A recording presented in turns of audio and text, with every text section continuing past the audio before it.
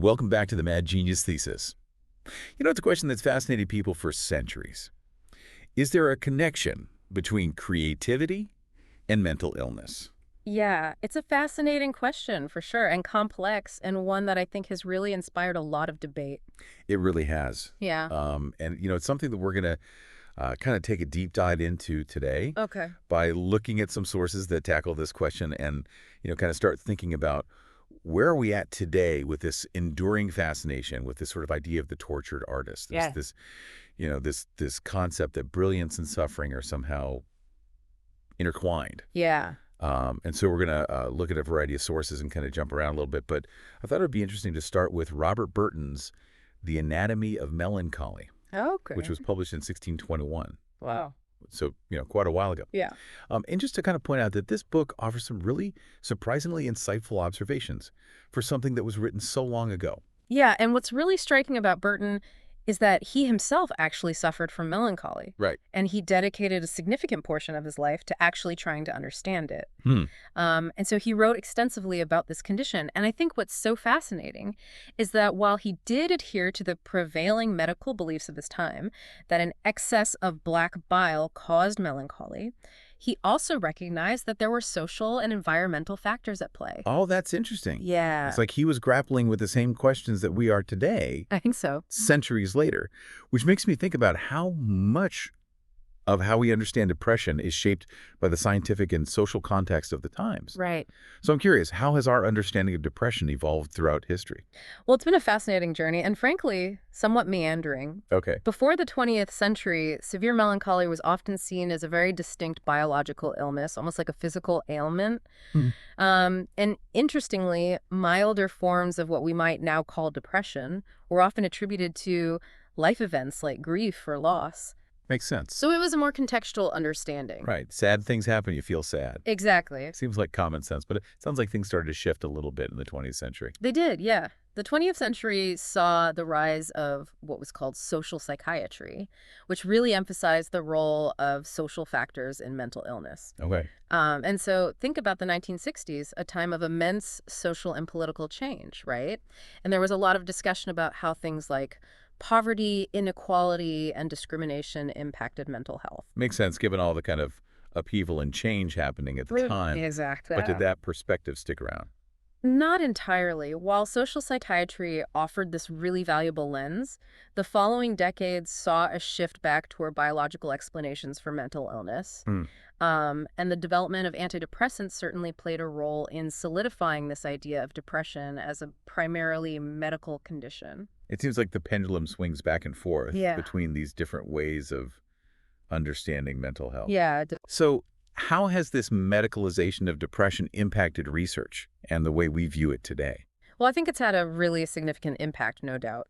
Research funding, for instance, has often prioritized pharmaceutical treatments, Right. while social interventions haven't always received the same level of attention or funding. Well, And I think the way we as individuals perceive depression has also been influenced, right? yeah. Symptoms like fatigue or difficulty concentrating or lack of interest, these are often immediately framed as signs of a disease, rather than considering them as possible responses to, say, chronic stress or difficult social circumstances. That's like we've lost sight of the person Right. in all this, just focusing solely on the diagnosis. Absolutely. I mean, and didn't we lose some of the nuance even in the language that we use Yeah. to describe these very complex human experiences? Absolutely. You're absolutely right. So the term major depression, for example, wasn't even widely used until 1978. Wow. And now it's the dominant way that we talk about this very complex experience. Right. While terms like melancholia, reactive depression, or endogenous depression, terms that hinted at these different causes and experiences, have kind of fallen out of favor. Right. And I think this shift in language is incredibly revealing in how we understand and categorize mental illness. It really is. And this reminds me of William Styron, who, in his book, Darkness Visible, really critiques the term depression. Yeah. He argues that it's too generic Right. and fails to capture the depths of his suffering. Yeah.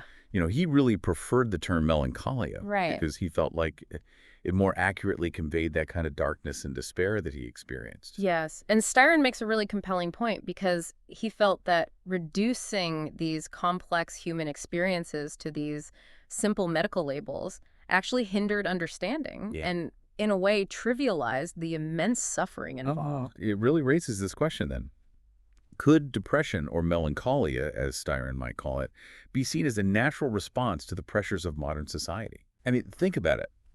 We're constantly bombarded with these messages about success, achievement, and this never-ending pursuit of more. Right. Is it any wonder that people feel overwhelmed and disillusioned? Right. Well, it's a very valid question, and it's one that several thinkers have explored. So consider the rise of modernity itself, with its emphasis on progress, individualism, and constant change. It's created a social environment that, for some, leads to these feelings of alienation and a sense of meaninglessness. It's like we're on this relentless treadmill, constantly striving, but never quite feeling like we've arrived. Yeah, and when we add in the aspects of what some call postmodern society, characterized by fragmentation, uncertainty, and a sense of disillusionment, Right. it's easy to see how those feelings of unease and isolation could be amplified. Right. And then you layer in consumerism and the media, which constantly bombards us with images of perfect lives and unattainable standards. Exactly. It's enough to make anyone feel inadequate. Absolutely. That constant comparison can be incredibly damaging, leading to these feelings of emptiness and a sense that we're always falling short. And it's not just about external pressures either. There's also this concept of social zeitgebers, which are external cues that help regulate our biological rhythms, like sleep-wake cycles and hormone levels. So you're saying that disruptions in our daily routines and social connections could actually make us more vulnerable to depression. Exactly. Major life events like divorce or the loss of a loved one can disrupt these rhythms, potentially increasing our susceptibility to depression. And there's research suggesting that maintaining those social rhythms, especially during times of transition or stress, can actually act as a buffer against depression. It's a good reminder to be mindful of those routines and connections, especially during challenging times. Absolutely. But here's another thought. With the rising rates of depression, is modern psychiatry really equipped to handle this complex challenge? It's a really crucial question. I mean, is medication always the answer? Right. Or are we missing something? That's a great question, and one that a lot of experts are grappling with. Yeah. And so, while medication can offer relief, it doesn't always address the underlying social and existential factors that might be contributing to someone's depression. So we might be masking the symptoms, but not necessarily addressing the root causes. Exactly. So are we saying that the current model might be too focused on the individual's brain chemistry? Potentially. And not enough on the context of their lives? Yeah, I think there's a growing recognition that we need a more holistic approach, one that considers not just an individual's symptoms, but also their personal narrative, their social context, their experiences. Right. It's about understanding the whole person, not just treating the disease. So instead of simply asking, what's wrong with you, we should be asking, what happened to you? Absolutely. And what's happening around you? Yeah, we need to move beyond categorizing and labeling and towards a deeper understanding of the individual's unique journey and the complex interplay of these biological, psychological, and social factors. It's really fascinating, and this brings us back to that question that we started with. Yeah. Is depression, in some cases, a natural response to a world that's becoming increasingly dysfunctional? Yeah, it's a really good question. Are we, in a way, pathologizing a normal human response This century to difficult or even absurd circumstances? It's a very provocative question, and I think we need some time to unpack that. Let's do that. Yeah. We'll continue this discussion in our next segment, so stay tuned. Welcome back to the Mad Genius Thesis.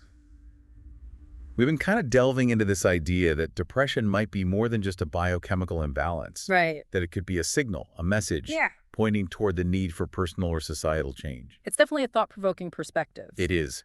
So let's dive into this idea of depression as a signal. What kind of message might it be trying to convey, both individually and societally? Well, I think on an individual level, you might be experiencing depression as a sign that certain aspects of your life, your work, your relationships, your environment, aren't really aligned with your core values and needs.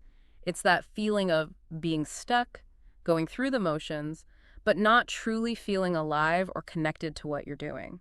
You know, I think a lot of people can relate to that feeling. Yeah. Like you're on autopilot, but something feels off Exactly. that of saying. And in those cases, depression might be kind of nudging you to reassess your priorities, to make changes, to seek out paths that feel more authentic and fulfilling. Yeah. It might be a call to reconnect with your true self, those passions and dreams that might have been pushed aside. It's like depression is saying, hey, pay attention, something needs to change. Right. But how do we distinguish between depression as a signal and depression as a debilitating illness that requires professional help? That's a really crucial distinction. Yeah. You know, if you're struggling to function in your daily life, experiencing significant distress, or having thoughts of self-harm, it's absolutely essential to seek professional help. Right. There's no shame in seeking support. Right. And I think it's important to remember that mental health is just as important as physical health. We need to break the stigma around seeking help. But going back to this idea of depression as a signal, you mentioned that it could also be a message about society as a whole. Absolutely. So what do you mean by that? Well, think about the rising rates of depression, especially among younger generations. Yeah. It begs the question, could this be a reflection of a society that isn't meeting people's fundamental needs for connection, purpose, and meaning? Are we creating a world that's, in a sense, making us sick? It's a disturbing thought, but I think there's some truth to it. We live in a culture that often prioritizes individual achievement and material success over community, connection, and well-being. Exactly. And this focus on external validation can leave us feeling empty and unfulfilled. Add to that the constant pressure to perform, the erosion of traditional communities, and the rapid pace of change fueled by technology, and it's a recipe for anxiety and disillusionment. It's like we're constantly bombarded with these messages that we're not enough, Right? that we need to strive for more, be more, have more. Exactly. It's exhausting and, frankly, disheartening. It is. And I think that's where this conversation gets really interesting. If we're willing to see depression, at least in some cases, as a signal, as a message about the need for change, it opens up a whole new set of questions. Like what? What are those changes? Right. What needs to shift? How do we create a society that's more conducive to human flourishing?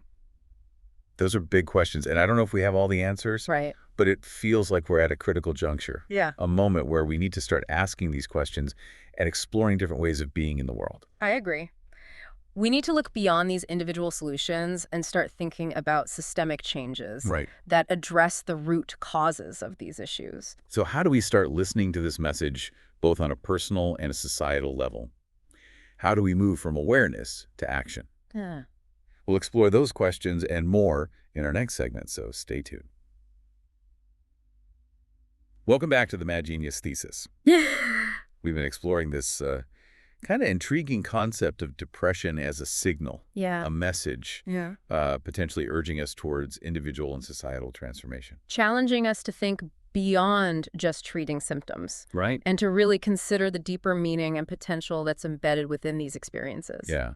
So if we're ready to listen to this message, where do we even begin? Right. It can feel really overwhelming to think about tackling such complex issues both personally and on a societal level. It's true. Change can feel daunting, but I think the key is to start with ourselves. Okay. Begin with self-reflection. Ask yourself, what aspects of my life feel out of sync with my values? What compromises am I making that are draining my energy and sense of purpose? You might be surprised by what you discover. It's about getting honest with ourselves about what's working and what's not, and having the courage to make adjustments. It's about identifying those areas where you might be living out of alignment with your authentic self. Yeah. And then taking small, intentional steps to shift course.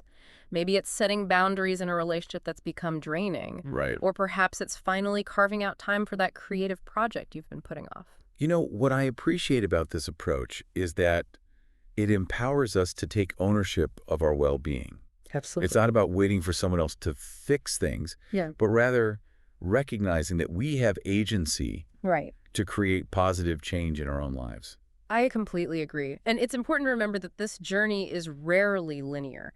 There will be setbacks, moments of doubt, and times when you might feel like you're taking 2 steps back for every step forward. Sure. But the key is to keep moving, even if it's just one small step at a time. It's a process, not a destination. Exactly. And it requires self-compassion and patience. Yeah. But shifting gears a bit, we've talked a lot about individual change. But what about addressing those societal factors that might be contributing to depression? Where do we even begin to tackle those systemic issues? Yeah, it's a crucial question. We can't just focus on individual solutions while ignoring the larger context. Yeah. Creating a society that truly supports mental well-being requires a collective effort. Okay. It starts with awareness, educating ourselves about the social determinants of health, and recognizing how systemic inequalities impact mental health. So knowledge is power, but then what? How do we translate that awareness into action? Well, there's so many ways to get involved. Okay. Support organizations that are working to address social justice issues like poverty, discrimination, and lack of access to mental health care. Advocate for policies that promote well-being and social equity.